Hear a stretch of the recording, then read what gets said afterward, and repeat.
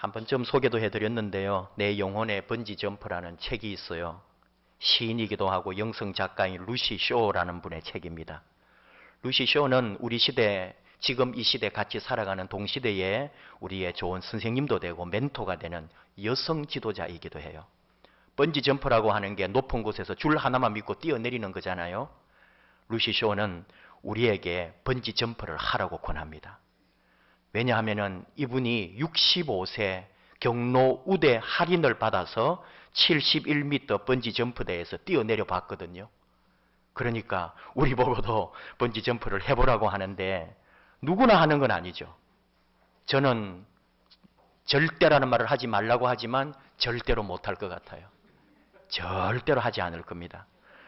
무서워서 못해요. 만약에 교회가 부흥한다 그러면 저는 아마 눈 감고 죽었다 생각하고 한번 뛰어내릴 거예요. 정말 누구나 번지 점프를 하는 거 아닙니다. 근데 루시 쇼는 우리에게 말합니다. 삶을 그냥 그대로 내버려 두지 말라고요. 모험하라고요. 삶의 번지 점프를 하라고 권면하는 거죠. 편안하고 조심스러운 삶이 아니라 미지를 향하여 뛰어들라고 모험하라고 가르칩니다. 내 영혼의 번지 점프는 우리말로 이렇게 번역을 해 놓은 거고요. 원래 제목, 영어 제목을 풀어보면은 안일하게 이것저것 살피고 조심스럽게 사는 삶은 죄악이다. 그런 내용이에요. 이제 얼마 남지 않은 우리 올 한 해를 생각하면서 한번 돌아보는 거죠. 우리를 돌아보는 거예요. 내 자세가 어땠는지, 내가 한 해 동안 무엇을 했는지 질문해 보는 거예요. 나는 무엇인가를 시도하면서 변화를 꿈꾸었는가? 아니면 혹 사고라도 날까봐 조심조심하면서 무슨 일 벌어지지 않도록 그저 적당히 남 눈치와 남의 비율을 맞춰가며 살았는가? 그런 얘기예요. 루시 쇼는 그런 또 일반적인 삶뿐만 아니라 분명하게 말합니다. 여러분이 하나님을 위하여 그 위험한 모험을 하라고요. 하나님의 사람들은 그렇게 했다고요. 그러면서 이분이 여성이다 보니까 몇몇 여성들의 모험을 하나님의 말씀 가운데 나오는 여성들을 소개합니다.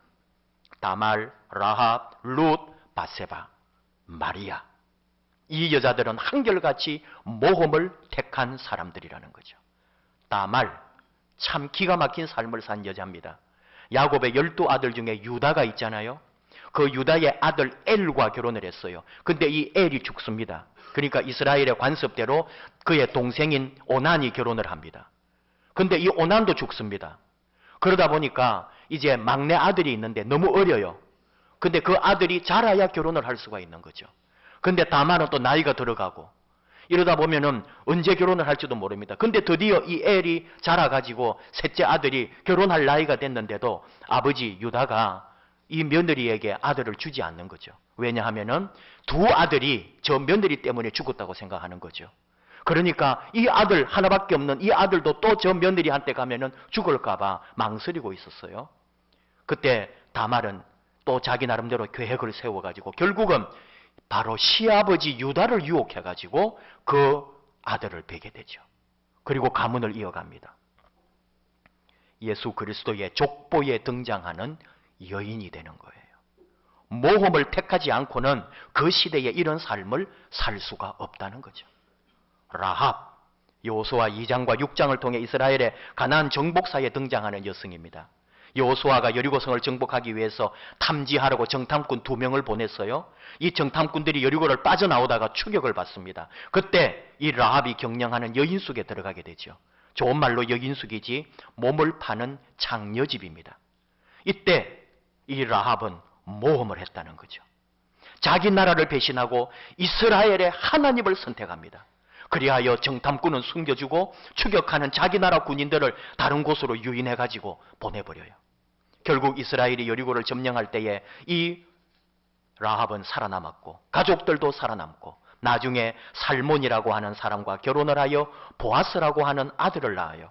이 보아스가 다윗 왕의 정조 할아버지가 되는 거죠. 룻, 이 여자도 이스라엘 사람 아닙니다. 아까 라합도 여리고 여자죠. 가나안 여자죠. 룻도 모압 여자입니다.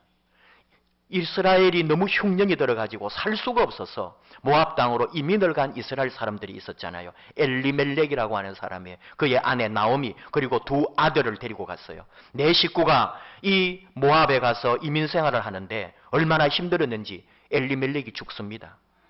룻은 누구냐? 그 집에 시집 온 모압 여자잖아요. 시아버지 죽었어요. 근데 이 남편이 죽어요. 그러니까 룻의 남편 아들이 죽은 거죠. 또 다른 아들도 모압 여자하고 결혼했는데 그 아들도 죽어요. 3명의 남자가 다 죽어버려요. 그리고 이 집에는 시어머니하고 며느리 둘이 여자 3명만 살아남았어요. 그러니까 시어머니 나오미가 결단을 하죠. 아직까지 새파랗게 젊은 이 두 며느리 각자의 길로 가라. 너희들 다시 시집가서 너희들 나라 사람들하고 살아라 하고 보내요. 그리고 나오미는 고향으로 돌아오려고 하죠. 그때 이 며느리 룻이 시어머니 나오미를 따라옵니다.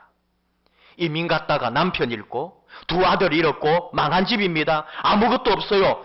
어떻게 우리식으로 말하면 복도 없는 시어머니 아니에요? 그런데 그 시어머니를 택했다는 거죠. 이것이 모험이었습니다. 이 모험은 결국 시어머니 나라에 와서 결혼을 하고 아들 오벳을 낳았는데 이 오벳이 다윗 왕의 할아버지잖아요. 밧세바가 어떻게 했다 그런 말 우리가 많이 하고 밧세바가 다윗을 유혹했나?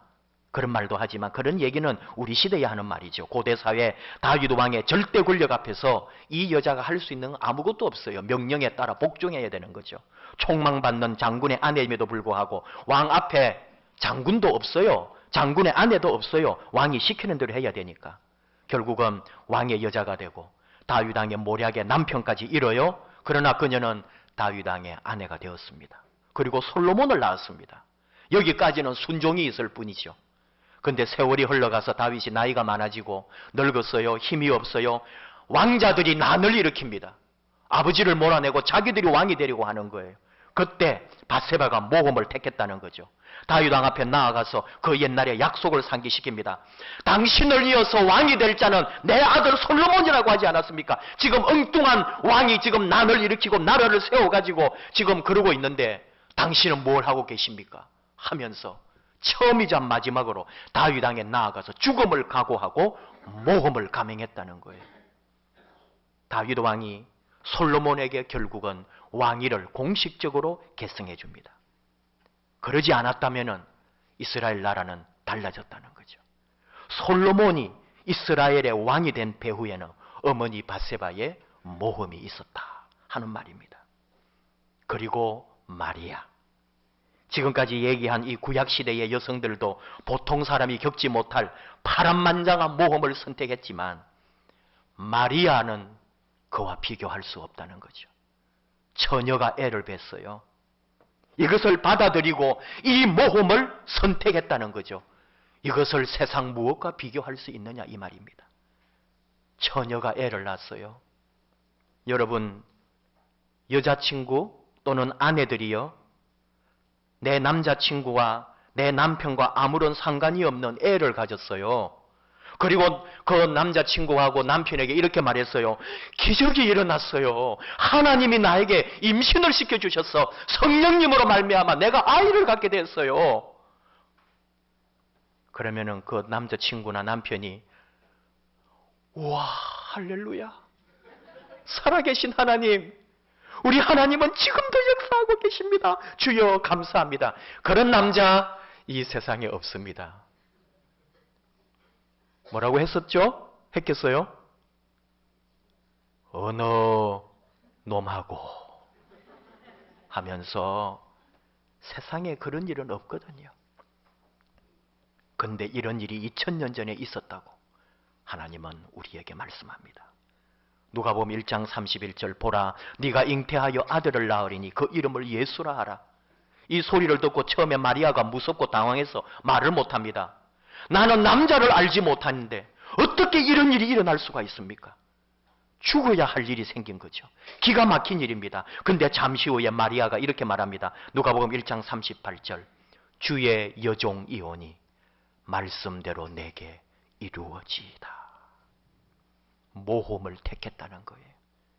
돌에 맞아 죽으면 죽으리라.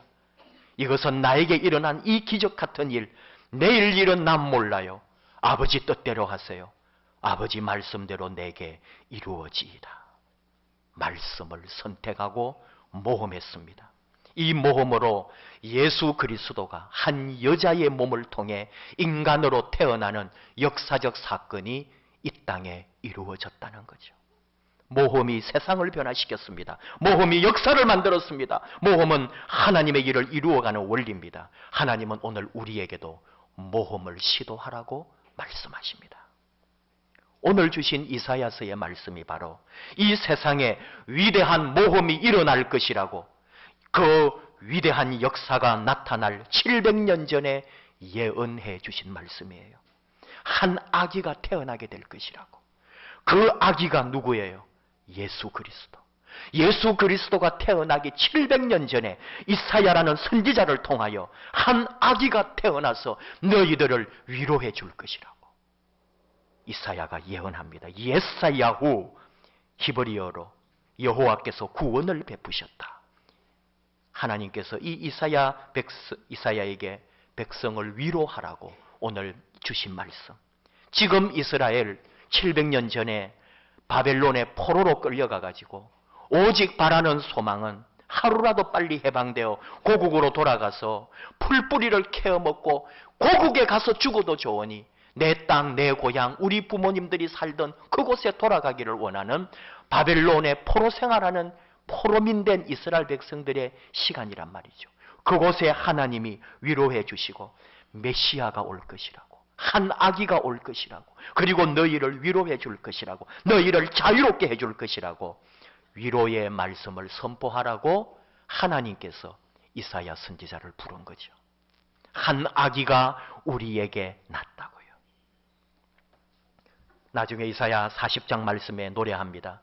광야에서 여호와의 길을 예비하라. 사막에서 우리 하나님의 대로를 평탄케 하라. 물론 이 말씀은 고향 땅으로 돌아가는 말씀도 돼요. 해방되어 가지고 고향으로 돌아가서 그 광야를 지나서 사막을 지나여 그 예루살렘으로 돌아가는 꿈을 꾸는 말씀이기도 하지만, 더 나아가서 예수님이 오실 것을 예비하는 세례 요한의 말씀도 되잖아요. 주님이 오실 길을 닦아 놓을 것을 예언하고 있는 말씀이에요. 정치적인 해방, 육신적인 자유가 아니라 나아가서 영적인 해방, 내 속의 근원적 문제까지 해결받는 온전한 자유를 외치고 있는 말씀이 바로 오늘 이 이사야 9장 또 이사야 전체에 흐르는 맥락입니다. 오늘 우리는 주신 말씀 가운데서 특별히 9장 6절 말씀에 주목을 합니다. 우리에게 한 아기가 났다고요. 메시아 인간 예수님을 보여주고 있습니다. 우리에게 주신 바 되었다. 한 아들을 우리에게 주신 바 되었다. 주어는 하나님이십니다. 하나님께서 그 아들을 우리에게 주셨다는 거죠. 하나님이 주도하고 있습니다. 우리를 구해 주시려고, 우리를 위로해 주시려고, 이스라엘 백성들을 자유케 해주려고 하나님이 주도하셔서 하나님으로부터 그의 아들이 우리 가운데 오셨다. 그런 말씀이에요. 그의 어깨에는 정사를 메었다고 말합니다. 정사는 한자 말이죠. 세상 왕들이 정치와 행정을 감당하는 모든 일들을 말합니다. 다시 말하면 이 세상에 있는 모든 권세까지도 그 아들이 그 다 홀로, 바로 예수님이 세상의 모든 힘도 다 그 어깨에 짊어지고 계시다. 그런 말입니다. 오늘 우리가 주목하는 말씀은 그 말씀 중에도 바로 아기로 오실 예수님의 이름 가운데 기묘자와 모사라고 하는 그 이름에 주목을 하는 거죠. 기묘자라고 하는 것은 뜻 그대로입니다. 세상을 초월한 기이하고 묘하다 하는 그런 말이에요. 하나님에게서 왔기 때문에 하나님의 능력을 가지고 기적을 행하고 기이하고 묘한 일을 이루어내는, 이적을 행하는 예수님이다. 그런 말이고요. 오늘 우리가 더 주목하는 것은 모사라는 말이죠. 모사는 역사에서 우리가 보면은 책사라고 있습니다. 왕의 곁에서 항상 조언해주고 왕을 이끌어주고 도와주는 책사. 영어 성경이 너무 번역을 잘했다 이거죠. 카운슬러라고 했어요. 상담자입니다. 예수님은 누구냐? 그의 지혜와 능력으로 우리 삶을, 우리 인생을 인도하고 가르쳐주는 상담자다. 카운셀러다 이 말이죠. 인류가 이 긴 역사 가운데 예수님을 진정한 상담자로 받아들였었더라면 역사는 달라졌을 거란 말이죠. 예수님이 우리의 모사, 상담자, 카운셀러가 되셔서 언제나 무슨 문제 앞에서도 우리를 조언해 주시고 우리의 어려움을 해결하도록 답을 주시는 분이다. 그런 말입니다. 예수님이 오시는 우리 이 대림절에 과거와 현재와 미래의 의미를 가지고 설명한 적이 있어요. 과거는 뭐냐?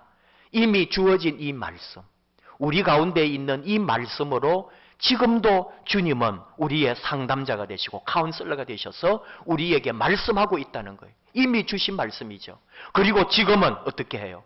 지금도 내 마음에 끊임없이 속삭여 주시고 나와 함께 하시고 말씀해 주시고 기도할 때, 성경 볼 때, 묵상할 때, 큐티할 때 하나님께서 주 예수님의 말씀으로 내게 깨우쳐 주신단 말이죠. 그리고 미래적인 의미는 영원한 그 나라에서 주님이 다시 오실 때 우리의 상담자가 되셔서 우리를 그 나라로 인도해 주실 것입니다. 이사야 선지자가 오늘 이 백성들에게 또 우리 가운데 위로와 평안과 소망의 말씀을 주시는 건 다 그 의미가 이 속에 숨어 있는 거죠. 우리에게도 위로가 필요하기 때문에 오늘 우리에게 위로가 필요합니다. 참 듣기 힘든 말이 좋습니다, 행복합니다, 살만합니다, 이런 말 요즘 듣기 어려운 시대가 됐습니다. 대신에 힘들다, 어렵다, 아프다, 싫다, 기분 나쁘다, 자존심이 상했다, 화가 난다, 서운하다, 우리 입에 담겨있는 말들이에요. 수시로 튀어나오는 말이 이런 말들이에요. 이런 우리에게 하나님이 함께 하시고 한 아기가 여러분 가운데 나올 것이라고, 그분이 여러분의 상담자가 되셔서 위로해 주시고 힘이 되시고 여러분을 새롭게 해 주실 거라고 하나님이 오늘 우리에게 말씀하십니다. 우리끼리 좀 해보려고 했거든요.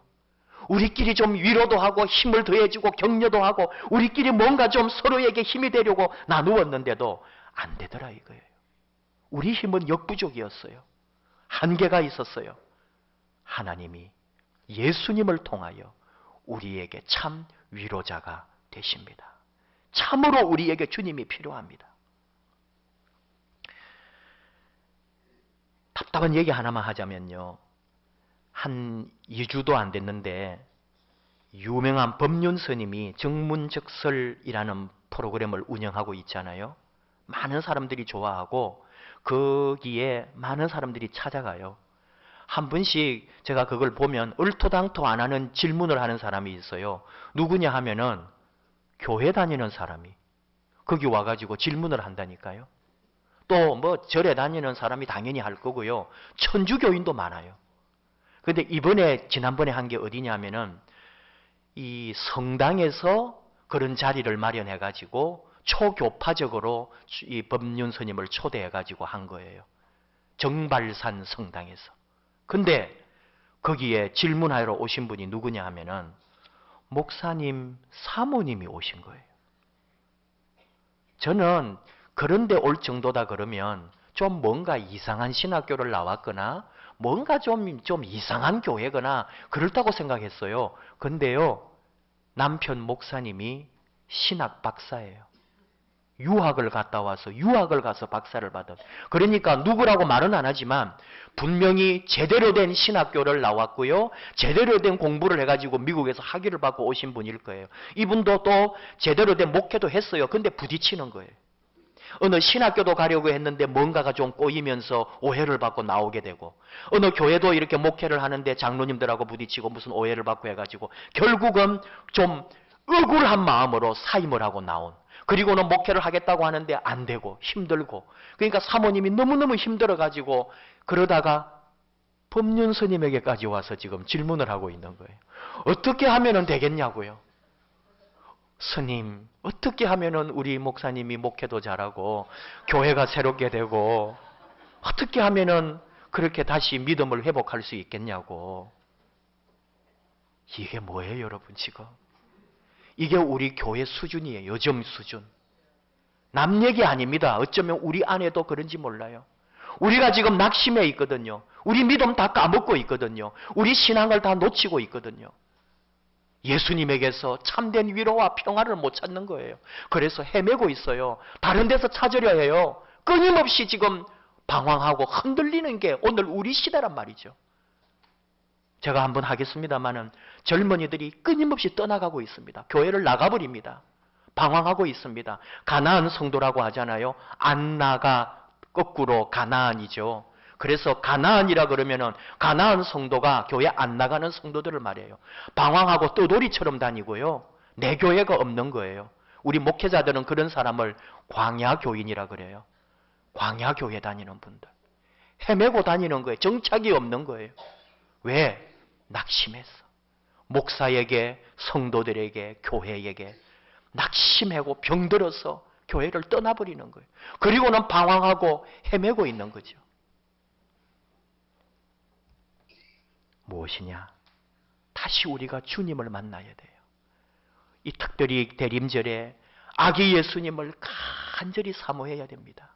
우리 가운데 오시는 주님을 기대하고 소망하고 다시 그 주님을 영접해야 됩니다. 그러지 않고는 우리 안에 참된 위로가 없어요. 평안이 없어요. 이스라엘 백성들처럼 언제나 포로처럼 남의 나라 끌려가서 종살이 하면서 언제 고향에 갈까 그리워만 하고 답은 없고 그리고 거기서 죽어가는 것처럼 우리 신앙이 그렇게 광야에서 헤매다가 끝날 수도 있다 이거죠. 온전한 주님 안으로 들어와야 합니다. 왜요? 오늘 말씀하거든요. 그분이 우리의 모사라, 상담자라, 우리의 카운슬러라고. 우리의 어려움을, 우리의 고민을, 우리의 상처를 보듬어주고 함께하고 위로해주고 치유해 주실 분. 우리의 치료자, 우리의 상담자 예수님을 우리가 다시 기대하고 만나고 그분을 품어야 하는 거죠. 항상 말씀해 주십니다. 사건을 통해 사람을 통해 기도할 때에 묵상할 때에 어려운 일 당할 때에 내 곁에 계신 주님에게 물어요. 주님 어떻게 할까요? 주님 이때 주님은 어떻게 하시겠습니까? 주님 내게 말씀하여 주십시오. 그렇게 정말 기도한 적 있나요? 그렇게 주님을 사모하고 갈망하면서 주께 물어본 적 있나요? 주님의 도움을 구하신 적 있나요? 정말로 우리가 주님을 다시 사모하고 나의 위로자, 나의 상담자, 내 모든 것 되시는 주님께 내 자신을 온전히 내놓는 시간이 지금 이 시간이어야 합니다. 주님 말씀합니다. 수고하고 무거운 짐진 자들아 다 내게로 오라. 내가 너를 쉬게 하리라. 이사야서를 통해서도 하나님 말씀했어요. 두려워 말라. 내가 너와 함께 함이라. 놀라지 말라. 나는 너의 하나님이 됨이니라. 내가 너를 굳세게 하리라. 참으로 너를 도와주리라. 참으로 나의 의로운 오른손으로 너를 붙들리라. 주님이, 아기 예수님이 오셔서 우리와 함께 하신다고요. 우리 함께 찬양할까요? 아기 예수님을 사모하고 기다리면서 예수의 이름으로, 그분 이름 아니면 우리가 할 수 없다 이거죠. 다시 한번 우리가 주님을 사모하고 기대하면서 순간마다 우리의 상담자 되시고 우리의 힘이 되시고 우리의 능력이 되시는 우리 주님을 기대하고 바라보고 주님과 함께 다시 일어나는 저와 여러분 되기 원합니다. 우리 함께 찬양하십시다.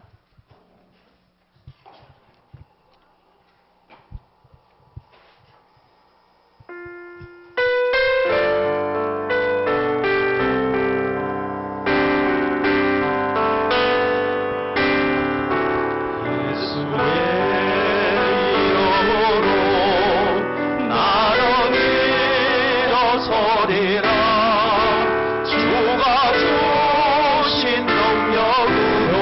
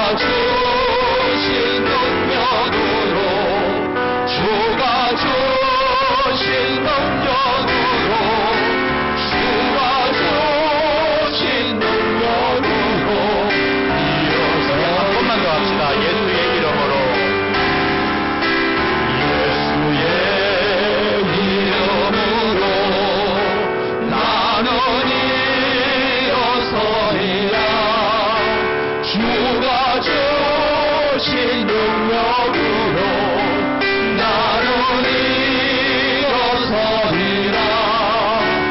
원수가 나 향해 와도 쓰러지지 않으리.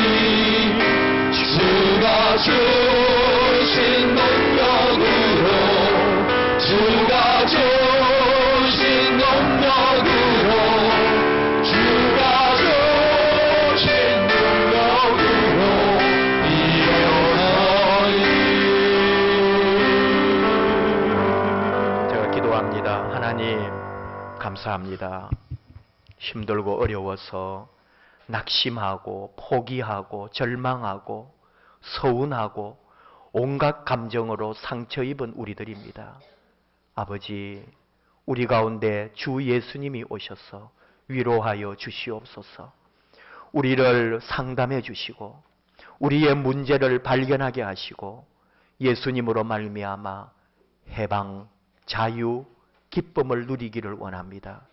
주 예수님 오셔서 우리 안에 찾아와시고 우리 안에 좌정하셔서 어떤 상황 가운데서도 넘어지지 아니하고 일어나도록, 어떤 상황 가운데서도 주의 이름으로 다시 재기하는 저희들 되기 원합니다.